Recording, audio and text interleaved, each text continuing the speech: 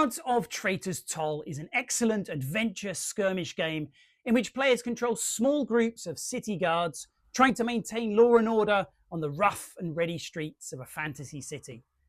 In this video, I'm going to give you 5 reasons why you should check it out. Guards of Traitor's Toll isn't like other war games. Sure, your characters will have swords and bows and will certainly have a chance to use them, but it's not all about the dust-up. The aim of the game is to try and apprehend ne'er-do-wells and keep the citizens happy. If you try to solve every problem with brute force, then the people will turn against you. That shift away from straight-up fighting means that Guards feels very different from most other tabletop miniatures games. A friend of mine described it as chilled. There's satisfaction to be had in moving your guards around the city, tailing a suspect, or perhaps simply helping a traveller who's lost. The moments where blades are drawn therefore feel really impactful because combat isn't constant. All in all, it makes for a very distinctive gaming experience. The models that come with this game are lovely.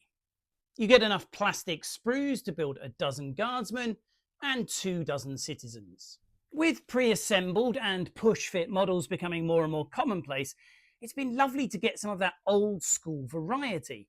I had great fun assembling the citizens to match the 6 different types that you can encounter wandering around Traitor's Toll. This chap could be a rogue, but just as easily a scholar. The guards in the game are full of character and can be designed to match particular options or whatever takes your fancy. The models you get in this kit are also perfect for use with other games. Some of these city folk are going to be used in my next game of Rangers of Shadowdeep, and I know it's only a matter of time before they turn up in a D&D adventure.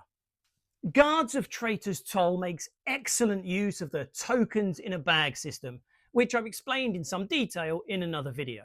The way that it's designed, adding more suspect tokens to the bag as the rounds progress, really ramps up the tension, as there are more and more characters for your guards to try and keep an eye on. A game may start off relatively calmly, but very soon you'll feel as though the streets are rife with crime, as there are fires to put out everywhere, sometimes literally. The tokens in a bag activation system also means that you can never be sure exactly how many of your guards will activate each turn, and that really nicely simulates the chaos of the streets. There's an awful lot going on in the city to distract your guards, and as for the captain trying to issue them meaningful orders, well, that would be really difficult. I love games where you get a synergy between rules and theme, and I think the designer Graham Davey has really nailed that here. Once you get the hang of this system, turns can really zip along, giving the game a nice sense of pace and of constant movement as the citizens go about their business and the guards try to maintain control. Guards of Traitor's Toll is packed with narrative punch. Everything that you do is a little story, whether it's preventing a mugging or trying to deal with a furious citizen. This means that every game is filled with memorable moments, as your guards either do or don't manage to deal with a problem. This can also give rise to all sorts of humorous incidents, as your guards allow a suspect to slip away, or quite often you get in each other's way.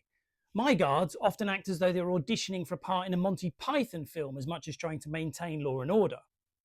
There are also the secret cards, which contain details of, well, I'm not going to say, but it's a lot of fun. Narrative is the key to a game like this because it really brings the city to life, and that's a big part of the appeal. A bit like a role-playing game, your version of Traitor's Toll will develop its own history and its own personality. That's true whether you're out on the streets all alone or venturing forth with a group of friends. To finish off, I just want to touch on the game's simple but effective skill resolution system. Anytime that you attempt a task, roll a number of dice equal to a model's ability score and count up the number of swords. 3 successes completes a task, 6 does so really well, scoring, for example, a critical hit. There are modifiers that can add or subtract dice, which makes you consider your tactics, but without slowing the game down too much. That's not to say that Guards is simplistic though. There are a host of special abilities, known as coin effects, which can be opened up through training or the use of different pieces of equipment. That adds longevity and a sense of fun as you see your guards developing their skills. All of these rules are clearly explained in a nicely written A5 rulebook, which has, wait for it, an index. So there we are. Guards of Traitor's Toll is a distinctive and fun game that I've really enjoyed getting to know. I hope that you've enjoyed the video. If so, please consider giving it a like or subscribe. I hope to see you again soon. And until then, keep rolling.